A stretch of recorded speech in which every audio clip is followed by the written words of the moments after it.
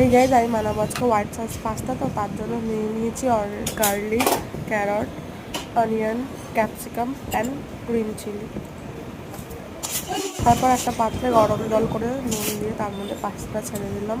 তারপরে আরেকটি প্যানে যেখানে আমরা ভেজিসগুলোকে সটে করবো সেখানে একটুখানি বাটার দিয়ে রসুনটা দিয়ে দেবো।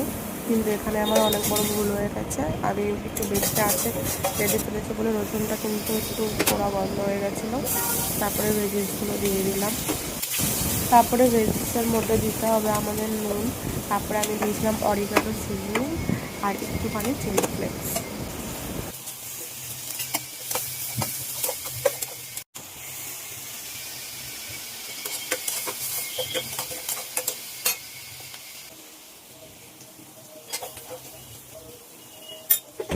তো ভালো করে সটে হয়ে গেলে কিন্তু আমরা এটাকে সাইড করে রেখে দিয়ে আবারও এই প্যানটা বসিয়ে দেবো হোয়াইট সস তৈরি করার জন্য।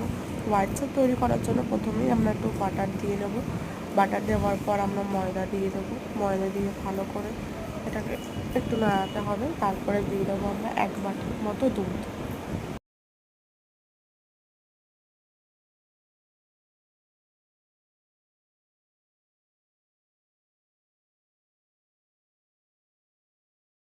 দুধটা দেওয়ার পরে দেবো হচ্ছে আবার অরিগানো সিজনিং, একটু চিলি ফ্লেক্স, নুন স্বাদ মতো। তারপরে মজরেলা চেস্টা দেবো। মজরেলা চেস্টা দিয়ে ভালো করে নাড়তে হবে। তারপরে আমরা ভেজিস দেবো আর পাস্তাগুলো দিয়ে দেবো।